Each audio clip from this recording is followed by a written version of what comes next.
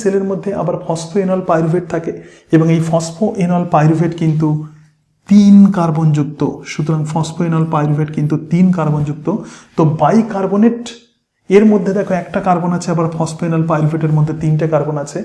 তো এই বাইকার্বনেট এবং তার সঙ্গে সঙ্গে ফসফোএনল পাইরুভেট এরা এবার পেপকেজ এনজাইমের সঙ্গে মানে ফসফোএনল পাইরুভেট কার্বক্সিলেজ এনজাইমের সাহায্যে, কার্বক্সিলেজ মানে কি, যে এনজাইম কোনো কম্পাউন্ডের সঙ্গে কার্বন ডাইঅক্সাইডকে যুক্ত করে, তো তাকেই আমরা বলবো কার্বক্সিলেজ।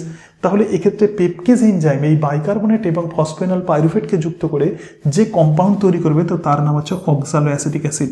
এবং এই অক্সালো অ্যাসিটিক অ্যাসিড কিন্তু 4 কার্বনযুক্ত এবং এটাই কিন্তু ফার্স্ট স্টেবল প্রোডাক্ট, প্রথম কার্বনযুক্ত স্টেবল যে প্রোডাক্ট, তো সেই অক্সালো অ্যাসিটিক অ্যাসিড। এবং যেহেতু এটা 4 কার্বনযুক্ত, সেই জন্য এই সাইকেলকে আমরা বলবো C4 সাইকেল। হ্যালো ফ্রেন্ডস, বায়োনি নির্মলা তোমাদের প্রত্যেককে অভিনন্দন জানাই। আগের দিন আমরা ফটোসিনথেসিসের ডার্ক রিয়াকশন বা কেলভিন সাইকেল সম্পর্কে আলোচনা করেছিলাম এবং আজকে আমরা আলোচনা করব C4 সাইকেল। দেখো, ফটোসিনথেসিসে যে 3টে বায়োকেমিক্যাল বা 4টে বায়োকেমিক্যাল পাথওয়ে মেনলি তোমাদেরকে পড়তে হবে। তো C3 সাইকেল সম্পর্কে আমরা আলোচনা করেছি, প্রথমে বেসিক আইডিয়া দিয়েছি C3 সাইকেলের এবং তার সঙ্গে সঙ্গে একদম ডিটেলস আলোচনা করেছি। তো আজকে আমরা আলোচনা করব C4 সাইকেল। এছাড়া আরও দুটো রিলেটেড বায়োকেমিক্যাল পাথওয়ে কিন্তু তোমাদেরকে পড়তে হবে। একটি হচ্ছে ক্রাসোলেসিয়ান অ্যাসিড মেটাবলিজম এবং তার সঙ্গে সঙ্গে ফটো রেসপিরেশন। তো আজকের ভিডিও অত্যন্ত ক্রুশিয়াল হতে চলেছে, কারণ C3 এবং C4 প্ল্যান্টসের মধ্যে কি পার্থক্য আছে, কি ডিফারেন্স আছে, সেগুলোও যেমন তোমাদেরকে জানতে হবে। তার সঙ্গে সঙ্গে এই যে কেলভিন সাইকেলের যে টাইপস, অর্থাৎ একটি টাইপ হলো C3 সাইকেল এবং আর একটা টাইপ হলো C4 সাইকেল। তো C3 সাইকেলে প্রথম যে স্টেবল যে কম্পাউন্ড তৈরি হয় সেটা 3 কার্বনযুক্ত অর্গ্যানিক কম্পাউন্ড তৈরি হয়, তার নাম হচ্ছে ফসফোগ্লিসারিক অ্যাসিড। কিন্তু C4 সাইকেল, এক্ষেত্রে আমরা যেটা আলোচনা করছি আজকে C4 সাইকেল, তো C4 সাইকেলে প্রধানত প্রথম যে স্টেবল যে কম্পাউন্ড তৈরি হয়, তো সেটি হলো 4 কার্বনযুক্ত অক্সালো অ্যাসিটিক অ্যাসিড। একটু দেখে নাও, পৃথিবীতে প্রধানত যত প্ল্যান্টস আছে তার মধ্যে 95% প্ল্যান্ট কিন্তু C3 সাইকেল সম্পন্ন করে এবং মাত্র 5% প্ল্যান্ট কিন্তু C4 সাইকেল সম্পন্ন করে। তো সেই কারণের জন্য প্রথমে আমরা যেটা দেখব, তো সেটা হচ্ছে এই C3 এবং C4 প্ল্যান্টসের মধ্যে পার্থক্য। এই পার্থক্য কিন্তু অত্যন্ত গুরুত্বপূর্ণ। তো প্রথমেই দেখো, C3 প্ল্যান্ট এবং C4 প্ল্যান্টসের পার্থক্যে আমরা যেটা দেখতে পাচ্ছি যে C3 প্ল্যান্টসের মধ্যে কোনো রকম ক্রেঞ্চ অ্যানাটমি নেই। তো ক্রেঞ্চ অ্যানাটমি কি আমরা আলোচনা করব, ক্রেঞ্চ অ্যানাটমি সম্পর্কে একদম ডিটেলস আলোচনা করব। তার সাথে সাথে C4 প্ল্যান্টে দেখো ক্রেঞ্চ অ্যানাটমি প্রেজেন্ট এবং C3 প্ল্যান্ট প্রথমত টেম্পারেট রিজিয়নে থাকে। অর্থাৎ টেম্পারেট রিজিয়ন মানে যেখানে টেম্পারেচার 20 থেকে 25 ডিগ্রি সেন্টিগ্রেড টেম্পারেচার, তো সেই সমস্ত জায়গাতে প্রধানত C3 প্ল্যান্ট ডমিনেটিং হয়। এবং C3 প্ল্যান্ট প্রধানত 95% প্ল্যান্টসে কিন্তু C3 প্ল্যান্ট। তো আমরা আজকে যেটা আলোচনা করছি তো সেটা C4 প্ল্যান্ট। তো C4 প্ল্যান্ট জেনারেলি ট্রপিক্যাল রিজিয়নে থাকে এবং 30 থেকে 40 ডিগ্রি সেন্টিগ্রেড টেম্পারেচার এই C4 প্ল্যান্টের গ্রোথ ভালো হয় এবং মাত্র 5% প্ল্যান্ট কিন্তু C4 প্ল্যান্টস। যেহেতু এদের পার্সেন্টেজ কম, সংখ্যা কম, তাহলে কোন প্ল্যান্টসগুলো C4 প্ল্যান্ট এবং তারা কি অ্যাডভান্টেজ পায় সেটাও কিন্তু আমাদেরকে খুব ভালো করে জানতে হবে। তার সঙ্গে সঙ্গে দেখো, C3 প্ল্যান্টসে প্রধানত ফটোসিনথেটিক যে সেল থাকে সেটি কিন্তু লিফ মেসোফিল। আমরা প্রত্যেকেই জানি যে পাতার মধ্যে মেসোফিল কলা থাকে এবং সেই মেসোফিল কলার মধ্যে ক্লোরোপ্লাস্টিড থাকে, ক্লোরোপ্লাস্টের মধ্যে স্ট্রোমা থাকে, স্ট্রোমার মধ্যে রুবিস্কো এনজাইম থাকে। তাহলে C3 প্ল্যান্টসে কেবলমাত্র যেটা ফটোসিনথেসাইজিং যে সেল, তো সেটাই হচ্ছে পাতার মেসোফিল সেল। কিন্তু C4 প্ল্যান্টে ফটোসিনথেসিস ঘটাইকে দুই ধরনের সেল এক্ষেত্রে ফটোসিনথেসিসে অংশ নেয় বা C3 সাইকেলের যে টাইপ আছে বা কেলভিন সাইকেলের যে টাইপ আছে, অর্থাৎ C4 সাইকেলে 2 ধরনের সেল অংশ নেয়। একটি হলো মেসোফিল সেল এবং আরেকটি হলো বান্ডিল সিড সেল। তো মেসোফিল সেল এবং বান্ডিল সিড সেল কিভাবে কানেক্টেড থাকে, কিভাবে ক্রেঞ্চ অ্যানাটমি তৈরি হয়, এটা কিন্তু আমাদেরকে খুব ভালোভাবে জানতে হবে। তার সঙ্গে সঙ্গে দেখো, C3 প্ল্যান্টে কিন্তু প্রথম যেটা স্টেবল প্রোডাক্ট, তো সেই ফার্স্ট স্টেবল প্রোডাক্ট হচ্ছে ফসফোগ্লিসারিক অ্যাসিড এবং এই ফসফোগ্লিসারিক অ্যাসিড 3 কার্বনযুক্ত সুগার। সুতরাং ফসফোগ্লিসারিক অ্যাসিড কিন্তু 3 কার্বনযুক্ত এবং সেই কারণের জন্যই এই সমস্ত প্ল্যান্টসগুলোকে আমরা C3 প্ল্যান্ট বলবো। অর্থাৎ যখন ডার্ক রিয়াকশান হয়, তো ডার্ক রিয়াকশানে প্রথম কার্বনযুক্ত যে স্টেবল প্রোডাক্ট সেটা যদি 3টে কার্বনযুক্ত হয়, অর্থাৎ যে অর্গ্যানিক যে মলিকিউল যেটা তৈরি হয় সেটা যদি 3টে কার্বনযুক্ত হয় বা অর্গ্যানিক যে অ্যাসিড তৈরি হয় সেটা যদি 3টে কার্বনযুক্ত হয় প্রথম যে সমস্ত প্ল্যান্টসে হয়, তো সেই সমস্ত প্ল্যান্টসকেই আমরা বলবো C3 প্ল্যান্ট। এবং সেই হিসাবে প্রথম স্টেবল প্রোডাক্ট যেহেতু ফসফোগ্লিসারিক অ্যাসিড, তো সেই কারণের জন্য এদেরকে C3 প্ল্যান্ট বলবো। এবং C4 প্ল্যান্টের ক্ষেত্রে প্রথম যে স্টেবল প্রোডাক্ট হয়, তো সেটাও কিন্তু একটা অর্গ্যানিক অ্যাসিড এবং তার নাম এবং C4 প্ল্যান্টেও কিন্তু প্রথম কার্বনযুক্ত যে স্টেবল প্রোডাক্ট সেটাও one type of organic acid এবং তার নাম হচ্ছে অক্সালো অ্যাসিটিক অ্যাসিড। এবং যেহেতু এই অক্সালো অ্যাসিটিক অ্যাসিডে 4টি কার্বন থাকে, তো সেই কারণের জন্যই এই সমস্ত প্ল্যান্টসকে আমরা C4 প্ল্যান্ট বলবো। তার সঙ্গে সঙ্গে দেখো C3 প্ল্যান্টে কিন্তু কার্বন ডাইঅক্সাইড ফিক্সেশন স্লো হয়, অর্থাৎ C3 যে সমস্ত প্ল্যান্টস আছে এরা কিন্তু C4 প্ল্যান্টের মতো এত এফিসিয়েন্ট কার্বন ডাইঅক্সাইড ফিক্সার নয়। কারণ আমরা প্রত্যেকেই জানি যে ফটোসিনথেসিসের সময় অ্যাটমসফিয়ার থেকে কার্বন ডাইঅক্সাইড এক্ষেত্রে প্ল্যান্ট প্রধানত ক্যাপচার করে এবং সেই কার্বন ডাইঅক্সাইডকে ইউটিলাইজ করে কেলভিন সাইকেলে। কিন্তু ঘটনা হচ্ছে যে C3 যে সমস্ত প্ল্যান্টস আছে এরা এতটা বেশি এফিসিয়েন্ট CO2 ফিক্সার নয় C4 প্ল্যান্টের তুলনায়, তাহলে এক্ষেত্রে কার্বন ডাইঅক্সাইড ফিক্সেশন কিন্তু অনেক স্লো হয় in C3 plant, but in C4 plant এই কার্বন ডাইঅক্সাইড ফিক্সেশন কিন্তু অনেক ফাস্ট হয়। তার মানে এরা কিন্তু এফিসিয়েন্ট কার্বন ডাইঅক্সাইড ফিক্সার। এবং তার সঙ্গে সঙ্গে অত্যন্ত গুরুত্বপূর্ণ যে পয়েন্টস আছে তো সেটা হচ্ছে ফটো রেসপিরেশন। তো C3 প্ল্যান্টে কিন্তু ফটো রেসপিরেশন হয় এবং সেই কারণের জন্যই C3 প্ল্যান্ট কিন্তু লেস প্রোডাক্টিভ। সুতরাং C3 প্ল্যান্ট কিন্তু লেস প্রোডাক্টিভ কেন? কারণ C3 প্ল্যান্টে যেহেতু ফটো রেসপিরেশন হয় এবং ফটো রেসপিরেশন প্রধানত একটা ওয়েস্ট প্রসেস আমরা বলতে পারি, আমরা পরে ডিটেলস আলোচনা করব, কিন্তু যেহেতু C3 প্ল্যান্টে ফটো রেসপিরেশন হয় বা C2 সাইকেল যেহেতু এক্ষেত্রে সম্পন্ন হয়, তো সেই কারণের জন্যই এরা কিন্তু লেস প্রোডাক্টিভ হয়। অর্থাৎ C3 প্ল্যান্টেই কিন্তু ফটো রেসপিরেশন হয় এবং C4 প্ল্যান্টে কিন্তু কোনো রকম ফটো রেসপিরেশন হয় না। দেখো কেলভিন সাইকেলের যে ডিফারেন্ট টাইপস আছে, মানে যে 4টি বায়োকেমিক্যাল প্রসেসের কথা আমি তোমাদেরকে বলছি। তো C3 সাইকেল মানে কেলভিন সাইকেল। C3 প্ল্যান্টে 95% প্ল্যান্টসের ক্ষেত্রেই কিন্তু কেলভিন সাইকেল সম্পন্ন হয় এবং যে সমস্ত C3 প্ল্যান্ট আছে তো সেই সমস্ত C3 প্ল্যান্টের মধ্যে আরও একটি প্রসেস চলে। যদি কোনোভাবে অ্যাটমসফিয়ারে যদি অক্সিজেনের পরিমাণ বেড়ে যায় তাহলে এই C3 প্ল্যান্টের মধ্যে ফটো রেসপিরেশন হয় এবং তার ফলে 2 কার্বনযুক্ত একটি কম্পাউন্ড তৈরি হয় এবং তার নাম হচ্ছে গ্লাইকোলিক অ্যাসিড। এবং যেহেতু গ্লাইকোলিক অ্যাসিডের 2টো কার্বন থাকে সেই কারণের জন্য ফটো রেসপিরেশন প্রসেসকে আমরা বলবো C2 সাইকেল। এছাড়া তো আমরা দেখছি যে C4 সাইকেল, তো C4 সাইকেলের প্রথম যে স্টেবল কম্পাউন্ড তো তার নাম হচ্ছে অক্সালো অ্যাসিটিক অ্যাসিড। এছাড়া কিছু কিছু সাকুলেন্ট জেরোফাইট আছে। সাকুলেন্ট জেরোফাইট মানে যে সমস্ত প্ল্যান্টস রসালো এবং তার সঙ্গে সঙ্গে ডেজার্ট এনভায়রনমেন্টে যেগুলো জন্মায়, তো যাদেরকে প্রধানত ওয়াটারকে তাদের দেহতে কনজার্ভ করে রেখে দিতে হয়, প্রিজার্ভ করে রেখে দিতে হয়। তো সেই সমস্ত প্ল্যান্টসের ক্ষেত্রে স্টোমাটা জেনারেলি তাদের রাতের বেলা খোলা থাকে এবং দিনের বেলা বন্ধ থাকে। যেহেতু ট্রান্সপিরেশনের জন্য উপযুক্ত এনভায়রনমেন্ট থাকে না এবং সেই কারণের জন্যই তারা কিন্তু ওয়াটারকে তাদের দেহতে প্রিজার্ভ করে রাখতে পারে। এবং যে সমস্ত প্ল্যান্টসের মধ্যে এই একটা স্পেশাল মেকানিজম চলে, অর্থাৎ এক্ষেত্রে সেই যে সাইকেল, অর্থাৎ এই সমস্ত প্ল্যান্ট মানে সাকুলেন্ট জেরোফাইটের মধ্যে যে স্পেশাল বায়োকেমিক্যাল পাথওয়ে চলে তো তাকেই আমরা বলবো ক্রাসুলেসিয়ান অ্যাসিড মেটাবলিজম। এইগুলোর মধ্যে কিন্তু বেসিক পার্থক্য তোমাদেরকে জানতে হবে। তো যাই হোক, C3 প্ল্যান্টসের মধ্যে প্রধানত ফটো রেসপিরেশন হয় কিন্তু C4 প্ল্যান্টসের মধ্যে কোনো রকম ফটো রেসপিরেশন হয় না। এবং C3 প্ল্যান্টের মধ্যে প্রধানত কার্বন ডাইঅক্সাইডকে ফিক্সড করার জন্য একটাই এনজাইম থাকে এবং সেই এনজাইমটার নাম হচ্ছে রুবিস্কো এনজাইম বা রাইবিউটেজ বিসফসফেট কার্বক্সিলেজ আর অক্সিজেনেজ। তো এক্ষেত্রে C4 প্ল্যান্টসের মধ্যে প্রধানত মেসোফিল যে সেল আছে, তো মেসোফিল সেলের মধ্যে স্পেশাল এনজাইম থাকে, তার নাম হচ্ছে পেপকেস বা ফসফোএনল পাইরুভেট কার্বক্সিলেজ। এবং তার সঙ্গে সঙ্গে বান্ডিল সিড সেলের মধ্যে কিন্তু রুবিস্কো থাকে। তাহলে C4 প্ল্যান্টের মধ্যে কিন্তু 2টো এনজাইমই থাকে, বাট C3 প্ল্যান্টের মধ্যে কেবলমাত্র রুবিস্কো থাকে এবং C3 প্ল্যান্টের মধ্যে কিন্তু কোনো রকম পেপকেস থাকে না। তো এই পেপকেস কীভাবে ফাংশন করে, কীভাবে পেপকেস কার্বন ডাইঅক্সাইড ফিক্সেশন করে, সেটাই কিন্তু আমাদের C4 সাইকেলে বুঝতে হবে। এবং এই জায়গাতে দেখো, যেটা তোমাদের বলছিলাম, অন্তত 95% প্ল্যান্ট কিন্তু C3 প্ল্যান্ট এবং মাত্র 5% প্ল্যান্ট হচ্ছে C4 প্ল্যান্ট। তাহলে তাদের এক্সাম্পল কিন্তু আমাদেরকে খুব ভালো করে জানতে হবে। দেখো C4 যে সমস্ত প্ল্যান্টস আছে, তো 900 স্পিসিস অফ অ্যাঞ্জিওস্পার্ম, মানে অ্যাঞ্জিওস্পার্মের 900টা প্রজাতি প্রধানত এই C4 প্ল্যান্টসের মধ্যে পড়ে। এবং এই যে 900 যে স্পিসিস আছে তার মধ্যে 300টা স্পিসিস কিন্তু ডাইকট, তাহলে 300 স্পিসিস প্রধানত দ্বিবীজপত্রী হয়, রাইট। এবং বাকি যে 600 যে স্পিসিস আছে তারা কিন্তু মোনোকট, তাহলে 600 প্রজাতি কিন্তু মোনোকট। তাহলে একবীজপত্রী উদ্ভিদেরাই মানে ম্যাক্সিমাম ক্ষেত্রে প্রধানত C4 সাইকেল সম্পন্ন করে।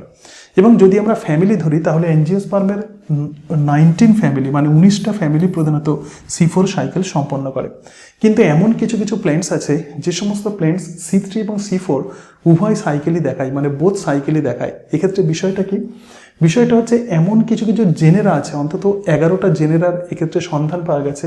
তো সেই জেনেরার অন্তর্গত ডিফারেন্ট স্পিসিস, কোনো স্পিসিস হয়তো C3 সাইকেল দেখায়, আবার কোনো স্পিসিস হয়তো C4 সাইকেল দেখায়।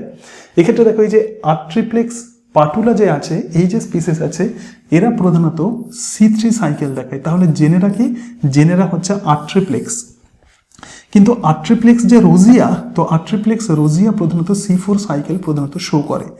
তাহলে একই জেনেরা কিন্তু তার ডিফারেন্ট স্পিসিস কিন্তু C3, কোনো একটা প্রজাতি C3 সাইকেল দেখাচ্ছে, আবার কোনো প্রজাতি C4 সাইকেল প্রধানত শো করছে। এবং সেই কারণের জন্যই বলা হচ্ছে যে বোথ C3 এবং C4 প্ল্যান্ট যেটা, তো সেটা হচ্ছে 11 জেনেরা। তার মধ্যে আমি জাস্ট একটা জেনেরার এক্সাম্পল দিলাম, সো সেই জেনেরা হচ্ছে আট্রিপ্লেক্স। এখন ঘটনা হচ্ছে যে C4 প্ল্যান্ট কিন্তু একটু স্পেশাল টাইপের প্ল্যান্ট। কেন? কারণ C4 প্ল্যান্ট প্রধানত হাই কার্বন ডাইঅক্সাইড কনসেন্ট্রেশন এবং তার সঙ্গে সঙ্গে শর্ট ওয়াটার স্টোরেজ কন্ডিশনে কিন্তু ফটোসিনথেসিস করে। তাহলে দেখো যে C4 যে প্ল্যান্টস আছে, এরা কিন্তু গ্লোবাল ওয়ার্মিংকে টলারেট করতে পারে। তাহলে যদি কোনোভাবে এনভায়রনমেন্টের মধ্যে যদি প্রচুর পরিমাণে টেম্পারেচার যদি থাকে, দেখো এক্ষেত্রে আমি সানলাইট লিখছি বোঝার সুবিধার জন্য, তাহলে টেম্পারেচার অনেক আছে, মানে টেম্পারেচার হাই টেম্পারেচার আছে। এবং তার সঙ্গে সঙ্গে আমরা এক্ষেত্রে প্ল্যান্টস আঁকছি, অর্থাৎ এটা হচ্ছে C4 প্ল্যান্ট, ধরে রাখো এটা হচ্ছে একটা C4 প্ল্যান্ট। এবং এই C4 প্ল্যান্টস যে এনভায়রনমেন্টে আছে, তাহলে টেম্পারেচার অনেক হাই আছে এবং তার সঙ্গে সঙ্গে কার্বন ডাইঅক্সাইডের পরিমাণ অনেক বেশি আছে, তাহলে CO2 অনেক বেশি আছে এবং ওয়াটার অনেক কম আছে। ঠিক আছে, তাহলে এই যে তিনটে ডিফারেন্ট কন্ডিশনে যেখানে C3 প্ল্যান্ট যেখানে ফটোসিনথেসিস করতে পারে না, কিন্তু C4 প্ল্যান্ট কিন্তু ফটোসিনথেসিস করতে পারে। অর্থাৎ C4 প্ল্যান্ট, এরকম বলা হচ্ছে যে C4 প্ল্যান্ট কিন্তু গ্লোবাল ওয়ার্মিংকে টলারেট করতে পারবে। কেন? কারণ গ্লোবাল ওয়ার্মিংয়ের ফলে এনভায়রনমেন্টে কার্বন ডাইঅক্সাইডের পরিমাণ বেড়ে যায়, এবং যদি কার্বন ডাইঅক্সাইডের পরিমাণ বেড়ে যায় তাহলে হাই টেম্পারেচার হয়। এবং সেই জন্যই আমরা দেখছিলাম যে C4 প্ল্যান্ট প্রধানত ট্রপিক্যাল যে রিজিয়ন্স আছে, যেখানে টেম্পারেচার 30 থেকে 40 ডিগ্রি সেন্টিগ্রেড, তো সেই টেম্পারেচারে C4 প্ল্যান্টের গ্রোথ কিন্তু ভালো হয়। এবং ওয়াটার যদি শর্টেজ হয়, মানে জলের পরিমাণ যদি এনভায়রনমেন্টে যদি কম হয়, তো এইরকম এনভায়রনমেন্টে কিন্তু C3 প্ল্যান্ট যেখানে ফটোসিনথেসিস করতে পারে না, C4 প্ল্যান্ট কিন্তু ইজিলি এই জায়গাতে ফটোসিনথেসিস করতে পারবে। রাইট? সুতরাং আমরা কিছু বেসিক বিষয় আমরা দেখে নিলাম, অর্থাৎ অ্যাকচুয়ালি C4 প্ল্যান্ট কি, তো সেটা আমরা দেখলাম।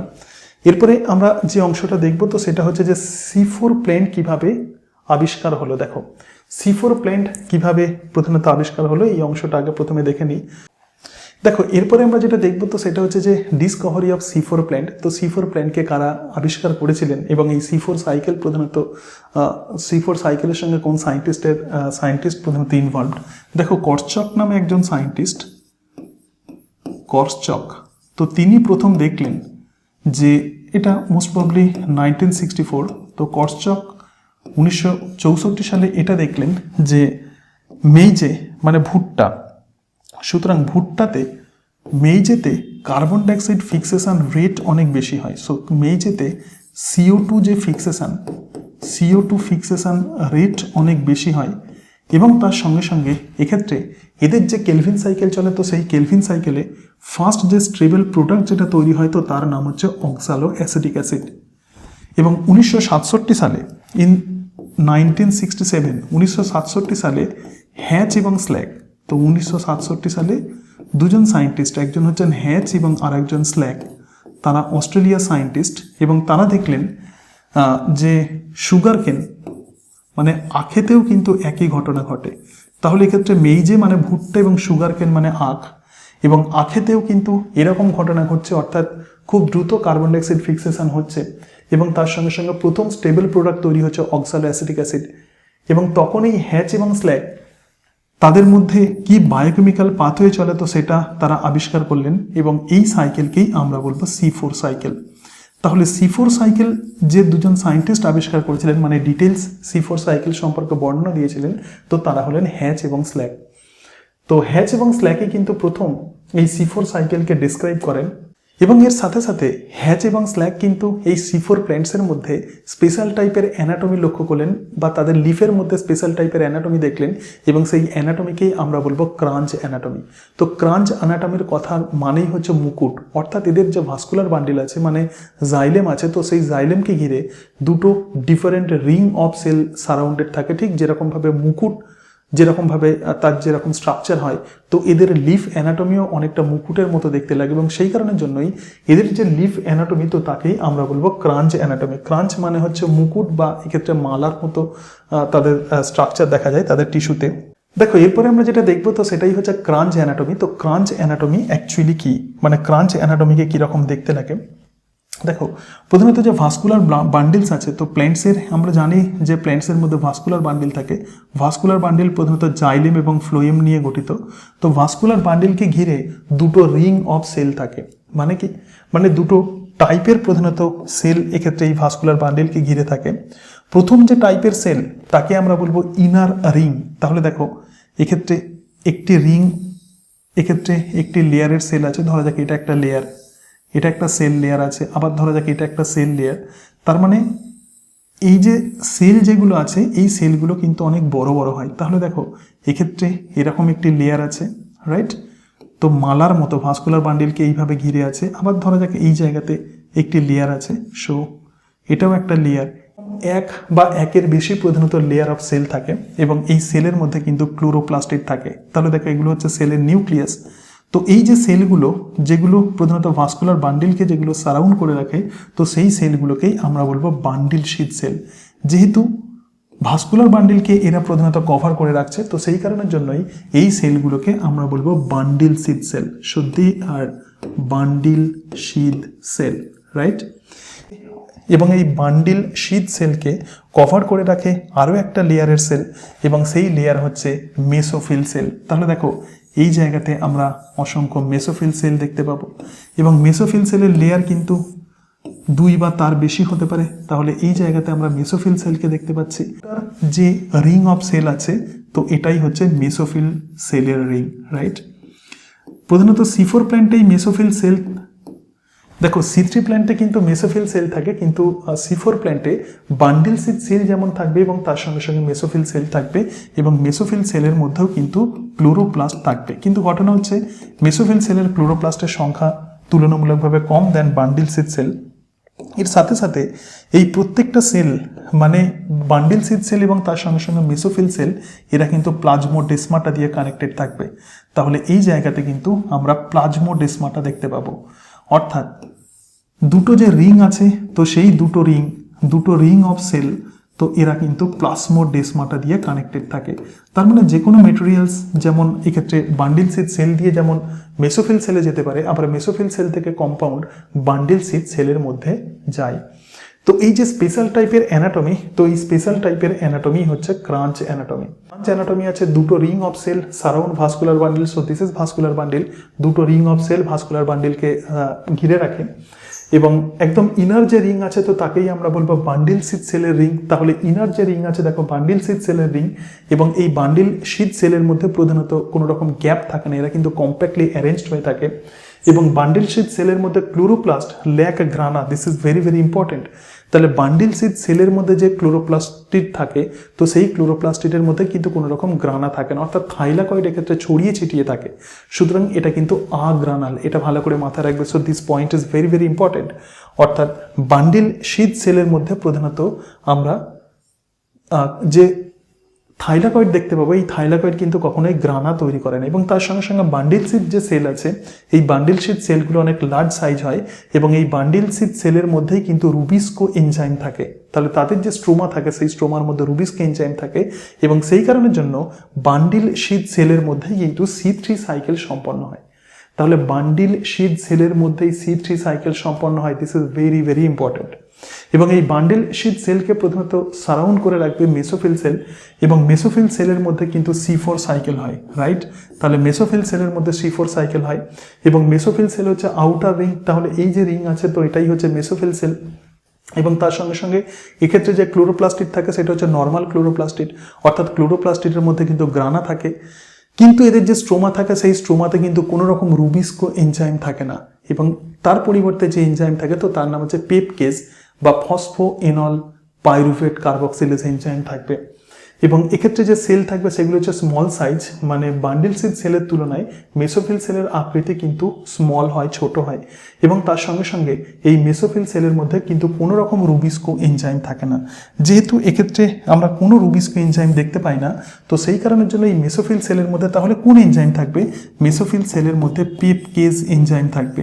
এবং সেই কারণের জন্যই এই মেসোফিল সেলের মধ্যে C4 সাইকেল হয়। সেল আছে একটি মেসোফিল সেল এবং তার সঙ্গে সঙ্গে এই জায়গাতে বান্ডিল সিড সেল আছে, রাইট?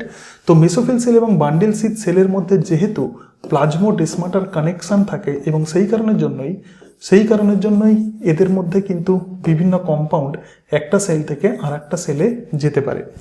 তো প্রথমেই সারাউন্ডিং যে এপিডার্মাল সেল আছে, তাহলে সারাউন্ডিং যে এপিডার্মাল সেল আছে, অর্থাৎ আগের যদি আমরা ছবিটাকে যদি আমি আর একবার তোমাদেরকে বলার চেষ্টা করছি, তো এই জায়গাতে দেখো এই যে ক্রাঞ্চ অ্যানাটমি আমরা যে দেখছি, তো ক্রাঞ্চ অ্যানাটমি একদম আমরা এটা কিন্তু প্রধানত লিফের স্ট্রাকচার।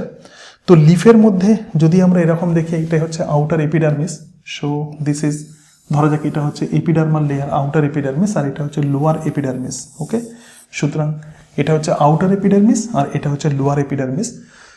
তো প্রথমেই কি হয়, প্রথমেই এই এপিডার্মাল সেল থেকে প্রধানত এক্ষেত্রে CO2 চলে আসে। তাহলে CO2 প্রথমে এপিডার্মাল সেল থেকে যেখানে আসবে তো তার নাম হচ্ছে মেসোফিল সেল। সুতরাং মেসোফিল সেলের মধ্যে প্রথমেই CO2 চলে আসে, রাইট? এরপরে এই CO2 যখনই মেসোফিল সেলের মধ্যে চলে আসবে তখন এই CO2 মেসোফিল সেলের মধ্যে যে ওয়াটার থাকে তো সেই ওয়াটারের সঙ্গে প্রধানত যুক্ত হয়। দেখো জলের সঙ্গে যুক্ত হয় এবং ওয়াটারের সঙ্গে যখনই সেটা যুক্ত হয় তখন যেটাতে পরিণত হয়, যে অ্যাসিডে পরিণত হয়, তো তার নাম হচ্ছে কার্বনিক অ্যাসিড। এবং এই কাজে যে এনজাইম সাহায্য করবে তো তার নাম হচ্ছে কার্বনিক অ্যানহাইড্রেস। এবং সেলের মধ্যে যত আমরা রিয়াকশান দেখব, CO2 যখন ওয়াটারের সঙ্গে যুক্ত হয় এবং তার ফলে যে কার্বনিক অ্যাসিড তৈরি হয়, এক্ষেত্রে যে এনজাইম হেল্প করবে তো সেই এনজাইম কিন্তু কার্বনিক অ্যানহাইড্রেস। এরপরে কি হবে, এই কার্বনিক অ্যাসিড ভেঙে গিয়ে H+ এবং বাইকার্বনেট আয়ন তৈরি করবে। ইতিমধ্যে এই মেসোফিল সেলের মধ্যে আবার ফসফোএনল পাইরুভেট থাকে এবং এই ফসফোএনল পাইরুভেট কিন্তু 3 কার্বনযুক্ত। সুতরাং ফসফোএনল পাইরুভেট কিন্তু 3 কার্বনযুক্ত। তো বাইকার্বনেট এর মধ্যে দেখো একটা কার্বন আছে, আবার ফসফোএনল পাইরুভেটের মধ্যে 3টে কার্বন আছে। তো এই বাইকার্বনেট এবং তার সঙ্গে সঙ্গে ফসফোএনল পাইরুভেট এরা এবার পেপকেজ এনজাইমের সঙ্গে, মানে ফসফোএনল পাইরুভেট কার্বক্সিলেজ এনজাইমের সাহায্যে, কার্বক্সিলেজ মানে কি, যে এনজাইম কোনো কম্পাউন্ডের সঙ্গে কার্বন ডাইঅক্সাইডকে যুক্ত করে তো তাকেই আমরা বলবো কার্বক্সিলেজ। তাহলে এক্ষেত্রে পেপকেজ এনজাইম এই বাইকার্বনেট এবং ফসফোএনল পাইরুভেটকে যুক্ত করে যে কম্পাউন্ড তৈরি করবে তো তার নাম হচ্ছে অক্সালো অ্যাসিটিক অ্যাসিড। এবং এই অক্সালো অ্যাসিটিক অ্যাসিড কিন্তু 4 কার্বনযুক্ত এবং এটাই কিন্তু ফার্স্ট স্টেবল প্রোডাক্ট, প্রথম কার্বনযুক্ত স্টেবল যে প্রোডাক্ট তো সেই অক্সালো অ্যাসিটিক অ্যাসিড। এবং যেহেতু এটা 4 কার্বনযুক্ত সেই জন্য এই সাইকেলকে আমরা বলবো C4 সাইকেল। এরপরে এই অক্সালো অ্যাসিটিক অ্যাসিড দুটো মেটেরিয়ালসে ভেঙে যাবে, একটি অ্যাসপার্টিক অ্যাসিড এবং আরও একটি হচ্ছে ম্যালিক অ্যাসিড। তাহলে অ্যাসপার্টিক অ্যাসিডেও কিন্তু 4টি কার্বন থাকবে এবং ম্যালিক অ্যাসিডেও কিন্তু 4টি কার্বন থাকে। এরপরে যে ম্যালিক অ্যাসিড যেটা তৈরি হয় সেটা মেসোফিল সেল থেকে বান্ডিল সিড সেলের মধ্যে চলে যায়। তাহলে মেসোফিল সেলের মধ্যে আমরা কি দেখতে পেলাম, মেসোফিল সেলের মধ্যে যে বিষয় আমরা ইম্পর্ট্যান্ট যে বিষয় আমরা দেখতে পেলাম আমি একটু লেখার চেষ্টা করছি। দেখো মেসোফিল সেলের মধ্যেই কিন্তু প্রকৃতপক্ষে C4 সাইকেল হচ্ছে। তাহলে মেসোফিল সেলের মধ্যেই কিন্তু C4 সাইকেল হয় এবং তার সঙ্গে সঙ্গে মেসোফিল সেলের মধ্যে আমরা দেখছি যে এক্ষেত্রে নো রুবিস্কো, কিন্তু কোনো রুবিস্কো এনজাইম কিন্তু মেসোফিল সেলের মধ্যে নেই। So no rubisco. এবং মেসোফিল সেলের মধ্যেই কিন্তু আমরা পেপকো এনজাইমকে দেখতে পাচ্ছি, মানে পেপ কার্বক্সিলেজ এনজাইমকে মেসোফিল সেলের মধ্যে দেখতে পাচ্ছি। তো ম্যালিক অ্যাসিড যেটা তৈরি হলো মেসোফিল সেলের মধ্যে, যেটা আউটার যে রিং ছিল ক্রাঞ্চ অ্যানাটমির, এবং এরপরে এটা কিন্তু বান্ডিল সিড সেলের মধ্যে প্রবেশ করে। দেখো বান্ডিল সিড সেলের মধ্যে ঢুকে গিয়েই এই ম্যালিক অ্যাসিড এবার ভেঙে যায়। ম্যালিক অ্যাসিড যাতে ভাঙবে, একটি হচ্ছে পাইরুভিক অ্যাসিড এবং আরও একটি হলো কার্বন ডাইঅক্সাইড। দেখো ম্যালিক অ্যাসিডের মধ্যে আমরা কতগুলো কার্বন দেখেছিলাম, ম্যালিক অ্যাসিডের মধ্যে আমরা 4টি কার্বন দেখেছিলাম। তাহলে দেখো এই যে ম্যালিক অ্যাসিড আছে তো ম্যালিক অ্যাসিড কিন্তু 4 কার্বনযুক্ত। তাহলে 4 কার্বনযুক্ত যখন হচ্ছে এক্ষেত্রে কার্বন ডাইঅক্সাইড চলে যাচ্ছে, তার মানে একটি কার্বন চলে যাচ্ছে এবং এই যে পাইরুভিক অ্যাসিড তৈরি হচ্ছে তো এটা কিন্তু 3 কার্বনযুক্ত। এবং এই যে কার্বন ডাইঅক্সাইড যেটা রিলিজ হলো তো কার্বন ডাইঅক্সাইড এবার কার সঙ্গে যুক্ত হবে, বান্ডিল শীত সেলের মধ্যে আরইউবিপি থাকে, রাইবিউলুজ বিসফসফেট থাকে, একদম পুরো কেলভিন সাইকেলের মতো বা C3 সাইকেলের মতো। তো এই যে আরইউবিপি, তো আরইউবিপি কিন্তু 5 কার্বনযুক্ত এবং তার সঙ্গে সঙ্গে এক্ষেত্রে দেখো রুবিস্কো এনজাইমের সাহায্যে আরইউবিপি তাহলে রুবিস্কো এনজাইমের সাহায্যে প্রথমে ফসফোগ্লিসারিক অ্যাসিড তৈরি করবে এবং তারপরে সেই ফসফোগ্লিসারিক অ্যাসিড থেকে যেমন আগের দিন আমরা দেখেছিলাম যে গ্লুকোজ তৈরি হয়। সুতরাং এই যে সাইকেল, তো এটাই হচ্ছে C3 সাইকেল। তো বান্ডিল শীত সেলের মধ্যে তাহলে আমরা C3 সাইকেল দেখতে পাচ্ছি এবং বান্ডিল শীত সেলের মধ্যে কিন্তু কোনো পেপকেজ এনজাইম নেই। নো পেপকেজ এনজাইম, কোনো রকম পেপকেজ এনজাইম নেই এবং তার সঙ্গে সঙ্গে বান্ডিল শীত সেলের মধ্যেই কিন্তু আমরা রুবিস্কো এনজাইমকে দেখতে পাচ্ছি, রাইট। বান্ডিল শীত সেলের মধ্যে প্রধানত যে পাইরুভিক অ্যাসিড তৈরি হলো, ম্যালিক অ্যাসিড ভেঙে গিয়ে CO2 এবং পাইরুভিক অ্যাসিড তৈরি হলো, 3 কার্বনযুক্ত পাইরুভিক অ্যাসিড তৈরি হলো। এই পাইরুভিক অ্যাসিড এরপরে আবার মেসোফিল সেলের মধ্যে চলে আসবে। দেখো এক্ষেত্রে পাইরুভিক অ্যাসিড কোথায় ঢুকে যাচ্ছে? মেসোফিল সেলের মধ্যে ঢুকে যাচ্ছে এবং মেসোফিল সেলের মধ্যে পাইরুভিক অ্যাসিড ঢুকে যাওয়ার পরে এই পাইরুভিক অ্যাসিড থেকে ফসফোএনল পাইরুভেট তৈরি হয় এবং এক্ষেত্রে একটা এটিপি যুক্ত হয়। তো এটিপির সাহায্যে এই পাইরুভিক অ্যাসিড এরপরে ফসফোএনল পাইরুভেটে পরিণত হয়। এই সাইকেল প্রধানত সম্পন্ন হয় এবং এই যে সাইকেল, তো একেই আমরা হ্যাচ-ল্যাক সাইকেল বা C4 সাইকেল বলবো।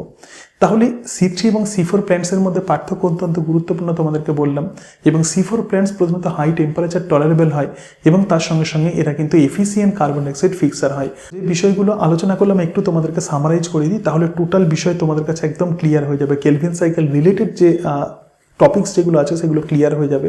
তো প্রথমেই তোমাদের যেটা পড়তে হবে তো সেটা হচ্ছে কেলভিন সাইকেল মানে C3 সাইকেল এবং 95% প্ল্যান্টস কিন্তু C3 সাইকেল শো করে। এবং সেকেন্ড যেটা তোমাদেরকে পড়তে হবে কেলভিন সাইকেলের সঙ্গে রিলেটেড যে টপিকসগুলো সেগুলোই বলছি, C4 সাইকেল। তো C4 সাইকেল 5% প্ল্যান্টস এক্ষেত্রে শো করে। তো C4 প্ল্যান্টসের মধ্যে কিন্তু C3 সাইকেল এবং C4 সাইকেল এই দুটোই দেখা যায়, কিন্তু C4 সাইকেলে প্রধানত প্রথম অক্সালো অ্যাসিডিক অ্যাসিড তৈরি হয়, স্টেবল প্রোডাক্ট তৈরি হয় এবং তার সঙ্গে সঙ্গে C4 যে সমস্ত প্ল্যান্টস আছে এরা কিন্তু এফিসিয়েন্ট কার্বন ডাইঅক্সাইড ফিক্সার হয়। এর সাথে সাথে আরও একটি সাইকেল পড়তে হবে, তো তার নাম হচ্ছে C2 সাইকেল। দেখো C3 প্ল্যান্টসের মধ্যে প্রধানত C2 সাইকেল চলে এবং C2 সাইকেল মানেই হচ্ছে ফটো রেসপিরেশন এবং এক্ষেত্রে প্রচুর পরিমাণে এটিপির ওয়েস্টেজ হয়, কোনো রকম প্রোডাক্ট তৈরি হয় না, সেই জন্য এটা একটা ওয়েস্টফুল প্রসেস এবং এই কারণের জন্য এই C3 প্ল্যান্ট তুলনামূলকভাবে লেস প্রোডাক্টিভ দেন C4 প্ল্যান্ট। এবং সবশেষে তোমাদের যেটা পড়তে হবে তো সেটাই হচ্ছে ক্রাসুলেসিয়ান অ্যাসিড মেটাবলিজম। এক্ষেত্রে কিছু সাকুলেন্ট জেরোফাইট আছে, তারা তাদের জলকে তাদের দেহতে কনসার্ভ করে রাখার জন্য বা প্রিজার্ভ করে রেখে দেওয়ার জন্য তাদের প্রধানত পত্ররন্ধ্র রাতের বেলা খোলা থাকে এবং দিনের বেলা বন্ধ থাকে এবং রাতের বেলা তাদের ভ্যাকুলের মধ্যে অ্যাসিডিফিকেশন ঘটে এবং দিনের বেলা সেই অ্যাসিডের আবার ডি অ্যাসিডিফিকেশন ঘটে। তো এটাই হচ্ছে ক্রাসুলেসিয়ান অ্যাসিড মেটাবলিজম। তো এই কয়েকটা বিষয় তোমাদেরকে অবশ্যই খুব ক্লিয়ার তোমাদেরকে আইডিয়া রাখতে হবে। তাহলে C3 সাইকেলের প্রথম যে স্টেবল প্রোডাক্ট তৈরি হয় 3 কার্বনযুক্ত অর্গানিক অ্যাসিড, তো তার নাম হচ্ছে ফসফোগ্লিসারিক অ্যাসিড। C4 সাইকেলে 4 কার্বনযুক্ত অর্গানিক অ্যাসিড তৈরি হয়, তার নাম অক্সালো অ্যাসিডিক অ্যাসিড। C2 সাইকেলে গ্লাইকোলিক অ্যাসিড তৈরি হয় বা গ্লাইঅক্সিলিক অ্যাসিড তৈরি হয় যেটা 2 কার্বনযুক্ত এবং ক্রাসুলেসিয়ান অ্যাসিড মেটাবলিজম অনেকটা C4 সাইকেলের মতো। এক্ষেত্রে কেবলমাত্র রাতের বেলা সেলের মধ্যে অ্যাসিড জমা হয়, আবার দিনের বেলা সেই অ্যাসিডের ডি অ্যাসিডিফিকেশন হয়ে যায়। আজকে তাহলে এই পর্যন্তই, পরের দিন আমরা C2 সাইকেল নিয়ে আলোচনা করব। So thank you and that's it.